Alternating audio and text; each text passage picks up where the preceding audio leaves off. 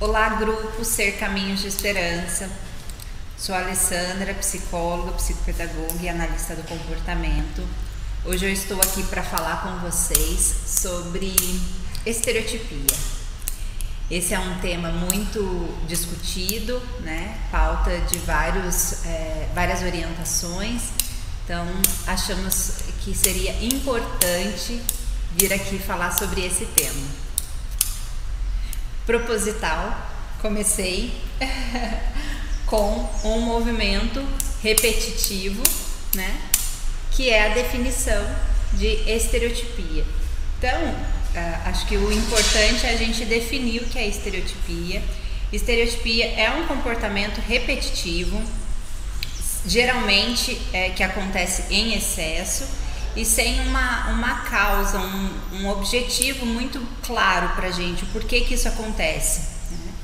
A estereotipia geralmente acontece, né, com movimentos motores, com a mão, com os pés, pode ser com a boca, né, pode ser falas repetitivas. Só que a estereotipia, hoje, ela é muito associada a crianças, né, ou pessoas com transtorno do espectro autista.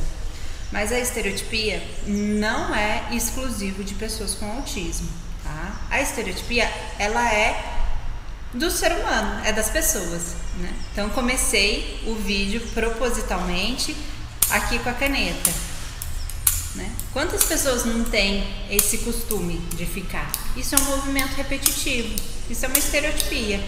Ou então ficar batucando na mesa, balançando os pés, né, quando está nervoso, ansioso. Então, a estereotipia, ela é esse movimento repetitivo.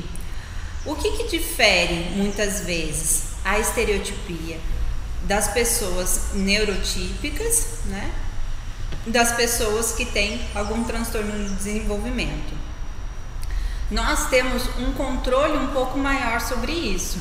Então, se eu tô aqui e alguém fala, para com isso, tá incomodando, eu consigo parar, né, e continuar conversando, mesmo sem fazer aquele movimento. As pessoas com transtorno do espectro autista não conseguem ter esse controle sobre esse movimento, né?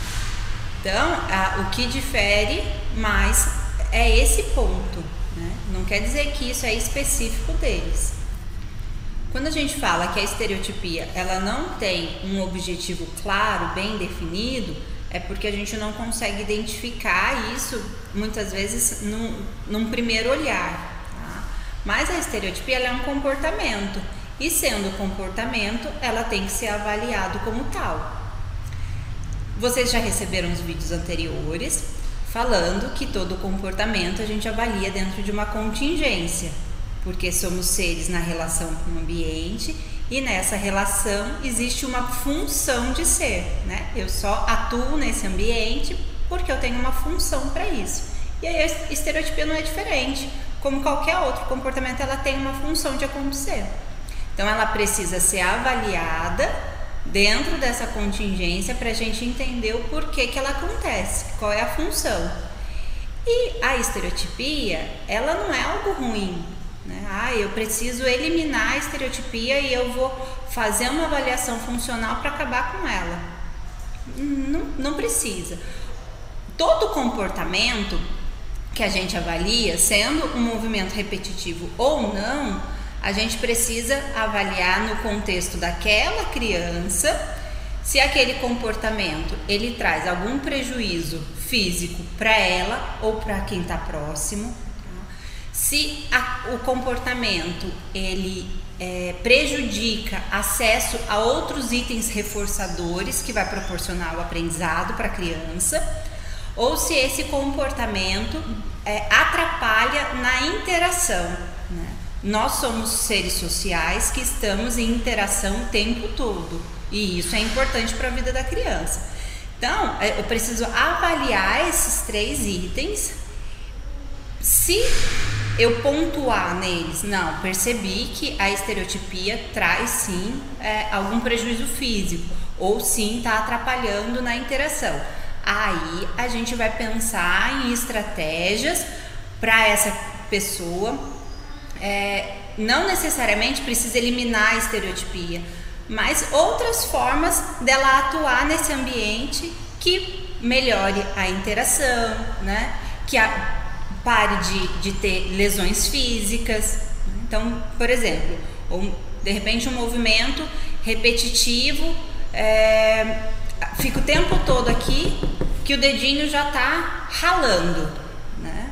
Já está ficando todo cortadinho, machucado. Eu preciso diminuir esse movimento porque traz algum prejuízo físico, né? Não é porque esse movimento é errado ou porque o barulho incomoda, né? Então, não é esse o objetivo, né? O objetivo é diminuir porque está trazendo lesão para a criança. Aí eu vou atuar no ambiente. Então, por que a criança está fazendo isso aqui? Ela está fazendo porque ela está sentada, sem fazer nada, com um tempo ocioso, e ela fica aqui. Então, vamos enriquecer o ambiente dela, vamos trazer outras coisas.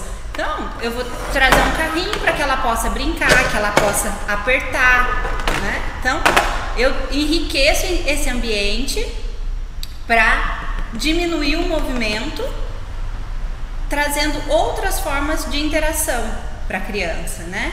Outras formas de brincar, outros reforçadores, e elimino, né, ou diminuo aquele comportamento que traz a lesão. Ela vai parar 100% de fazer isso aqui?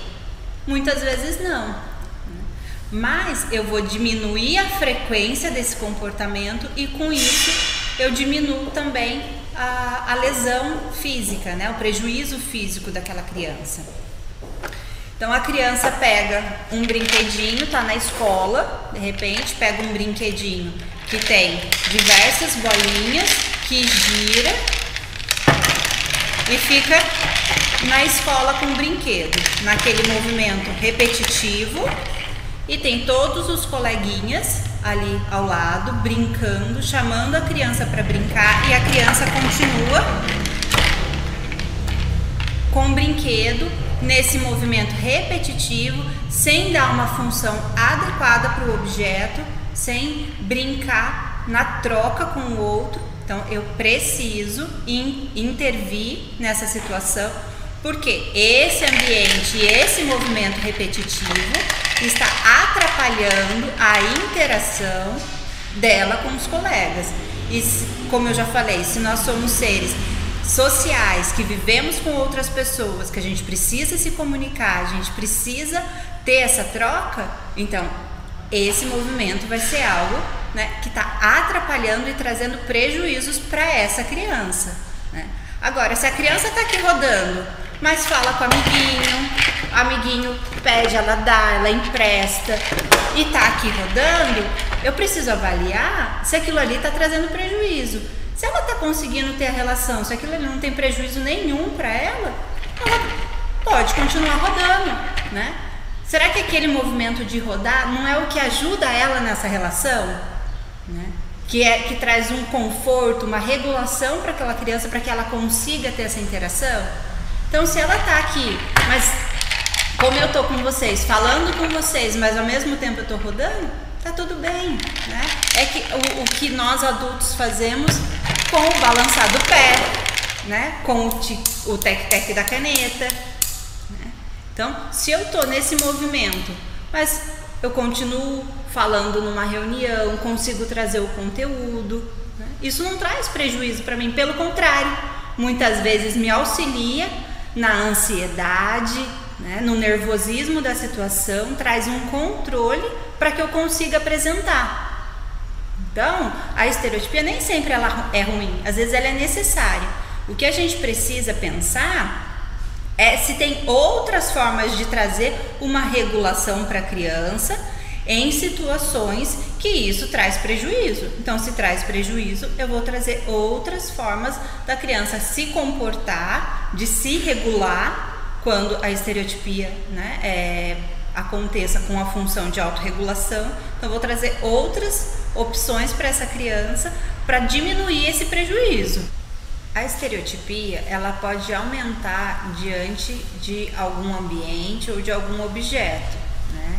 Muito comum diante de objetos que giram, a criança apresentar alguma intensificação desses movimentos repetitivos. Então, diante do carrinho, da rodinha, começar a rodar ainda mais, né? E isso pode trazer outros comportamentos associados, né? Um flap de mão, né? Um movimento com a língua ou com a boca. Então, pode acontecer, né?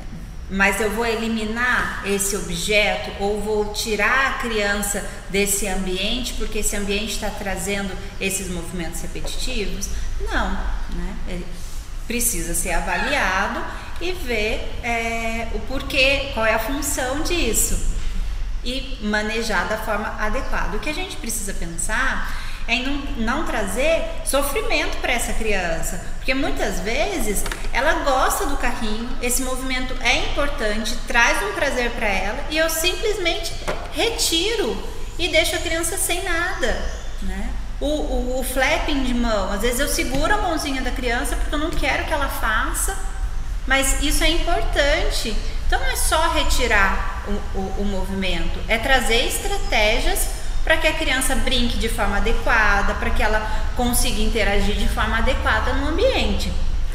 Uma outra situação que acontece, um aumento de movimentos repetitivos, pode ser, por exemplo, andar, não permanecer sentado e ficar andando de um lado para o outro. Quando a gente propõe para a criança uma demanda, dou uma atividade, quero que a criança fique sentada, o que ela faz? Levanta e fica de um lado para o outro. Essa estereotipia pode ter uma função de esquiva, de fuga daquela demanda.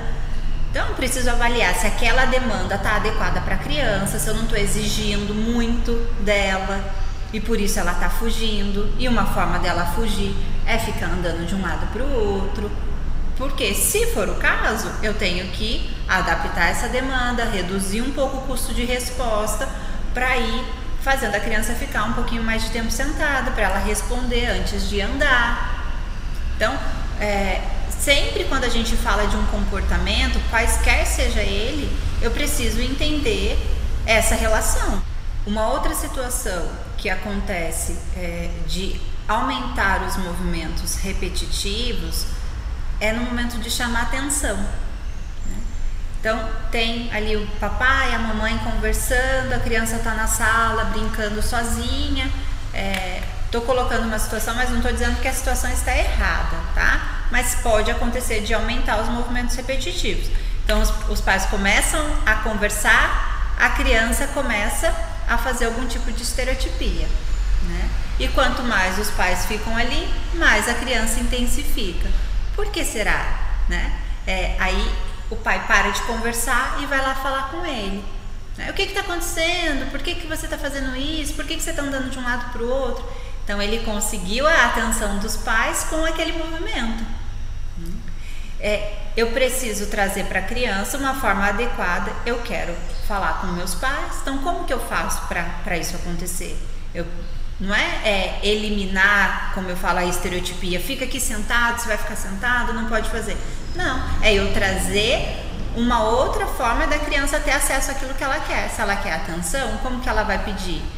Vai lá cutucar o pai e a mãe, né? Vai chamar papai, vai chamar mamãe, ou uma criança que não é verbal, que faz uso de comunicação alternativa, vai trazer a imagem para o pai e para a mãe. Então eu preciso entender o porquê daquilo e trazer estratégias. Sempre quando eu quero eliminar um comportamento, eu também preciso pensar se eu não tenho que colocar uma outra estratégia, uma outra forma da criança adquirir. Porque se ela está fazendo aquilo para ter acesso a algo e eu não ensino ela como fazer o adequado, ela vai continuar fazendo aquele movimento repetitivo, porque ele está dando certo. E se ele está dando certo, a função dele, né, tá sendo reforçada. Então ele vai continuar fazendo. Então essa relação eu preciso pensar e preciso pensar numa estratégia mais adequada. Muitas vezes está num ambiente coletivo, né? A criança começa com esses movimentos repetitivos. O pai fica envergonhado, fica incomodado, às vezes o barulho, né? se for uma estereotipia vocal, ou se de repente fica na mesa, né? O barulho pode incomodar outras pessoas. Isso traz um incômodo para a família. Tô atrapalhando, fico com vergonha. Mas essa situação que é coletiva não necessariamente é um prejuízo para a criança, e nem por isso a estereotipia precisa ser manejada. Então a gente precisa sempre voltar naqueles 3 itens, né? Preciso pensar se traz prejuízo pro indivíduo, prejuízo físico. Aí sim, quando eu falo de físico, se ele fica no outro e traz um prejuízo físico, sim, é alvo de trabalho, né? Mas se traz prejuízo na interação dele com outras pessoas, né?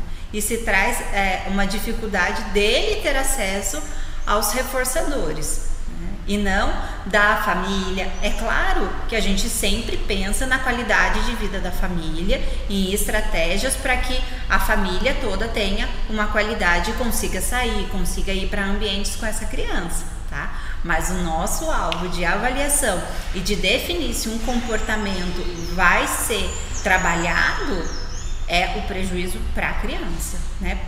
Para aquele indivíduo. Bem, o que eu queria trazer para vocês sobre estereotipia é isso. Espero que vocês tenham gostado. Até a próxima!